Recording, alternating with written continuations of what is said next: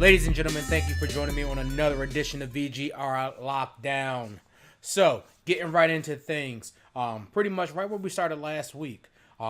Booker T versus Corey Graves. So, allegedly, when Jonathan Coachman was rehired, Booker T was removed from commentary. Last week it came out, it was speculated that Corey Graves had something to do with that removal, and that there had been some real big tension in between Booker T and Corey Graves. Well, I guess things had gotten... People had brought into it so much that Corey Graves and Booker T actually had to come out on Booker T's podcast early in the week and let everyone know that it was all just a work to try to get Corey Graves a little bit of additional heat. So, very anticlimactic into that, but I guess it was definitely one of those things where they wanted to clear the air on that matter.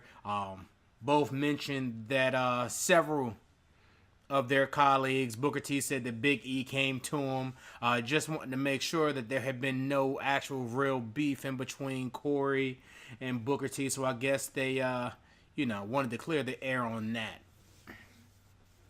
Moving on, there was definitely some new contracts renewed in the WWE. The Miz signed a 4-year deal, so we'll have him around for the next 4 years. And then Dolph Ziggler just signed a 2-year deal. I guess for him, the big thing was this new deal for Dolph Ziggler allows him to take outside work as long as it doesn't necessarily interfere with his contractual obligations for the WWE. Right now, and I didn't realize how many injuries there were in the WWE right now until I was just looking at this, but just updating you guys on some injuries that's going on. Jason Jordan is out. He had a successful neck surgery recently. Unfortunately for him, he's slated to be out for the next 12 to 18 months. I know that definitely has to be a major blow for him. He was in the midst of the biggest storyline of his career, starting to gain some traction as a character and everything like that. So to be out for a year to a year and a half is definitely going to be a big blow. It was a neck injury similar to what Kurt Angle had, to what Chris Benoit had. But unfortunately, unlike both of those guys, he hadn't made it to the level that they had made it when they had their neck injuries as well. So I guess we'll have to wait till 2019 to find out if they continue to try to push Jason Jordan or if this was, is the end for him. NXT superstar Lars Sullivan, he had been out of action for a couple weeks. He should be returning within the next week or two. Big blows to the women's division. You got both Tamina and Alicia Fox. They're both out indefinitely for injury issues as well. Dean Ambrose, he's been out since December. He had a tricep tear. He's slated to be out for 9 months. Based on when he went out of action, that's going to possibly put him back at pretty much right around SummerSlam. If he's lucky, he might make it in time for SummerSlam. If not, he'll probably return right after then. Another one, Jeff Hardy. He's been out since October for a torn rotor cuff. He's estimated to be out for 6 months. They're hoping that he is able to return in time for WrestleMania. And once he returns, more than likely, he'll be falling right into that Brother Nero gimmick amongst the broken, woken universe. In other news, finally, Vince McMahon is taking a big step back from 205 Live. I know I've talked about 205 a lot in the last few weeks. And this Vince McMahon taking a big step back is a huge step in the right direction. Pretty much, Triple H is taking over. And with Triple H taking over, 205 Live is pretty much going to be returning back to its roots, which is pretty much going to resemble more of how the Cruiserweight Classic went is not necessarily going to be character and storyline focus. Is going to be more so about the wrestlers. So you won't really, 205 Live will no longer seem like Monday Night Raw with smaller people. And you've actually kind of seen that firsthand. I guess 2 weeks ago, you had Drew Maverick debut, formerly known as Rockstar Spud, as the 205 Live general manager, and they've kicked off this 16-man tournament. Each week so far, they've had 2 matches in that tournament. None of these matches are short. They're going the distance. And the quality of the matches have been really, really, really good. They said they have a couple surprises in store. You had Roderick Strong debut on 205 Live last week. You got Mark Andrews that's going to debut this week. And then, there's a couple more matches. So it'll be really interesting to see who they debut during the midst of this tournament. Last week on Raw, Elias. I don't know if people realize how big of a week that was for Elias. Pretty much, he was in a triple threat match, and the winner of this triple threat match was going to come in last in the Elimination Chamber. Now, the logic behind having a triple threat match to determine who's going to come in last before all 6 contestants were actually officially in the Elimination Chamber beats the hell out of me. But for Elias, he won that triple threat match, and what makes this such a big deal for him is that he beat John Cena and Braun Strowman in that triple threat match. Outside of Brock Lesnar and Roman Reigns, no one has a pinfall victory over Braun. And, so for him to beat both of those guys is definitely, it's definitely a huge sign that there's big things to come for Elias. He got a pinfall victory over John Cena. So just as rare as it is for someone to get a victory over Braun Strowman in itself, it's just as rare for somebody like Elias to get a victory over John Cena. In crazy news, Shelton Benjamin, he got the shock of his life last week. Pretty much after riding around in a rental car from Budget Rentals, he found a loaded gun in the glove box of his vehicle. When I heard about that, I was shocked. Thank goodness, nothing happened with Shelton, like him getting pulled over by the police or anything like that. Because that pretty much, that would have been a wrap for him. It would definitely be hard to explain, why there's a loaded gun in your car. And typically, I don't think the police would honestly believe that it wasn't his. But hopefully, Budget Rentals does something for him. It's completely unacceptable that they've rented a car out to him with a loaded weapon. With any kind of weapon in the vehicle at that. That car definitely should have been checked out before it was given to him.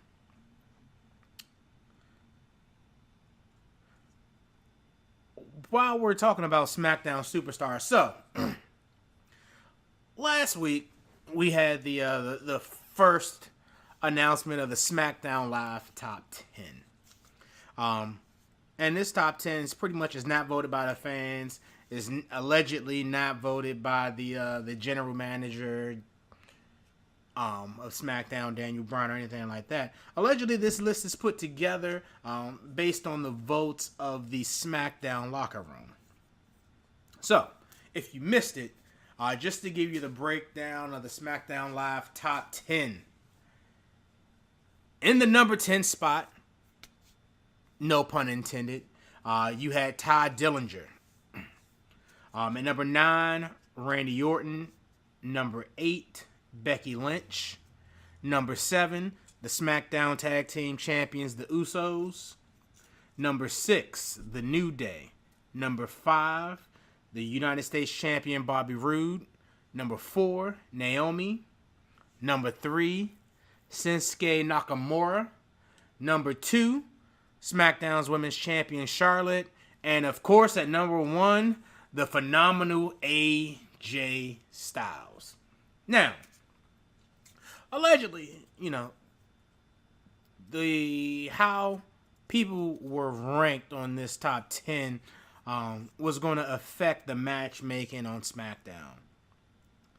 And already in the first week that they announced the top 10, it's made completely irrelevant. And it's made completely irrelevant just because of one simple booking decision. At the next SmackDown pay-per-view, Fastlane, AJ Styles is going to be defending his title. Initially, it was going to be AJ Styles versus Sami Zayn versus Kevin Owens. It's now going to be turned into a fatal 4-way match. The fourth person in this match is going to be determined at the outcome of a match that's going to happen on SmackDown this week. Now, you would think, you just announced this top 10. This match is going to consist of, more than likely, based on how things lined up, probably Bobby Roode, one of the members of the New Day, the Usos, Randy Orton, or Ty Dillinger, just because they're ranked on this top 10 that supposedly is going to affect the matchmaking. But no, not at all. Who do we get on this for this match? We get Dolph Ziggler and Baron Corbin. To me, that makes absolutely no sense, and it shows up front that top 10 list is pointless. Dolph Ziggler, last time you saw him was a little bit, outside of the Royal Rumble, was over a month ago, after he won the United States Championship, and then he left it in the middle of the ring and, was gone. While technically he didn't lose the title, he vacated the belt. But I don't get why you would reward somebody who a few weeks ago vacated the title that they had just won. Why do you deserve a shot at another title? And then Baron Corbin. Last time I checked, Baron Corbin was 1-6 in his last 7 matches. Once again, why does he deserve a shot? It makes absolutely no sense to me, and it defeats the purpose of that whole SmackDown Live top 10.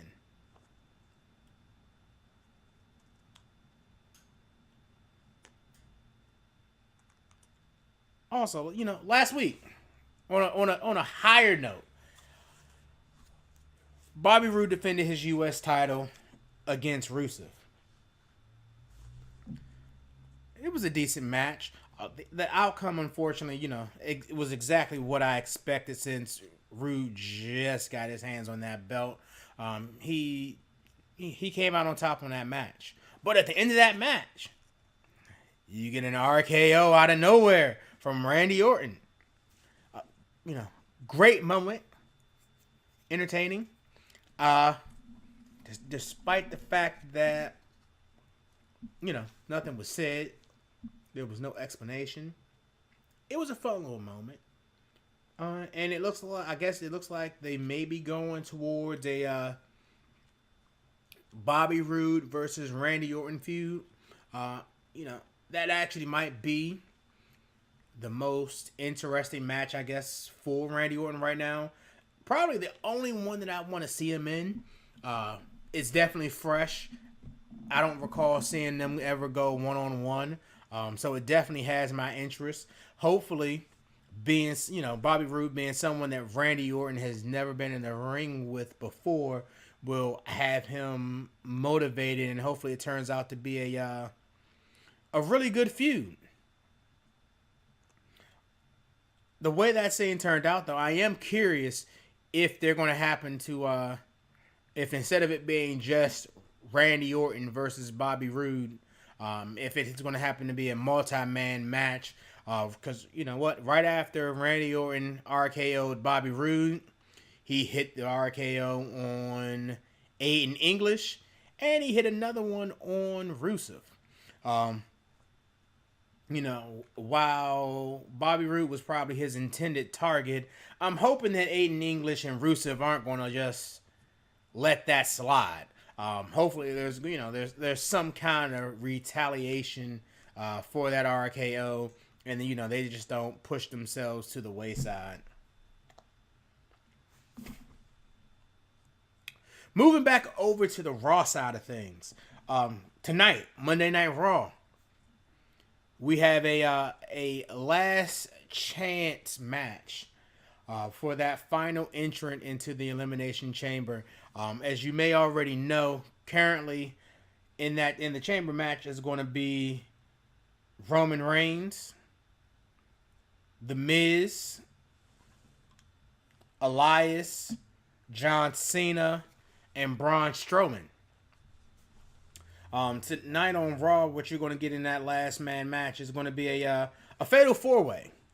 And the contenders are Finn Balor, Matt Hardy, Apollo Crews, and Bray Wyatt. Pretty much the other 4 people who initially tried to qualify for the chamber. Now, the WWE.com may have already spoiled that. In the sense of the other day there was an accidental posting of an image that pretty much showed that Finn Balor was going to be in that Elimination Chamber. That's probably the best choice out of all of the people. It definitely sucks that they couldn't keep that under wraps. Kind of spoils Raw tonight. But out of the 4 people, Finn Balor's probably the best choice. More than likely, you're going to have Matt Hardy and Bray Wyatt inadvertently take themselves out of the match, fighting. Probably, they end up in the back, leading to Finn Balor and Apollo Crews in the ring by themselves, with Finn Balor squeaking out that victory. I'm also curious of, where the rest of the Balor Club falls into it. Carl Anderson and Luke Gallows, they're all back together as a group. So far, it seems like we're together, but we'll do our tag team. You do your single thing. They're not really crossing. No one's interfering in anyone's matches or anything like that. So I'm curious if they're going to come into play tonight and getting Balor into the Elimination Chamber.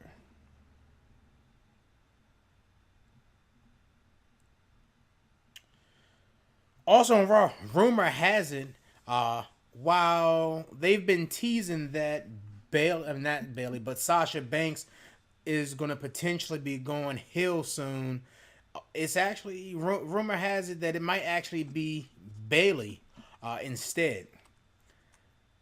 And you know what? Bayley is probably the better choice to go heel. Since I was introduced to Bayley, she has always been the underdog babyface. And quite honestly, her character has definitely grown stale. So it would be nice to see her go heel, see her get a little more edgy. Maybe that'll breathe some more life back into her character. It'll definitely be interesting to see where that goes. Right now, it's WrestleMania season, and the card is starting to shape up. And you know what? I'm really curious about somebody. With all of the injuries that we've had lately, the odd man out looks like this year is going to be Seth Rollins. It seemed like a few months ago, not even a few months ago, but leading up to the Royal Rumble, we were going to get Jason Jordan versus Seth Rollins at WrestleMania. With Jason Jordan being out for at least a year, I know that definitely is going to throw a wrench into their WrestleMania plans. Which brings the question of what's going to happen with Seth Rollins? You know, I'm not sure if there's a real good matchup for him. Samoa Joe is still out. We don't know where he's going to, when he's coming back. I think he's actually supposed to be cleared. But I'm not 100% certain that even if they did bring Joe back before WrestleMania, if Joe versus Seth is the match to go with. I feel like I've seen that match several times recently for free on Monday Night Raw. As of right now, and I believe Braun Strowman is penciled in to go up against The Miz. Reigns is still penciled in to fight Brock Lesnar. We've seen Finn Balor versus Seth Rollins on Monday Night Raw recently as well. So I'm curious on where this goes. John Cena, of course, is still available. Though I think the plan for John Cena is to do John Cena versus The Undertaker if The Undertaker is good to go. I guess that Seth Rollins may be on a collision course with Elias. From the way it seems. But I guess, you know what, we still got 2 months before WrestleMania. We'll definitely have to see how things go. Before I close out, I definitely want to say congratulations to Ivory. It was just announced that this year she'll be inducted into the WWE Hall of Fame during WrestleMania weekend. She definitely had a fantastic career and is definitely deserving of her induction to the WWE Hall of Fame. That's going to be all for me this week. Thank you for joining me on another edition of VGR Lockdown. Check back with me next week. Make sure you like us on Facebook, follow us on Twitter, check out VGReaction.com. See you guys next week.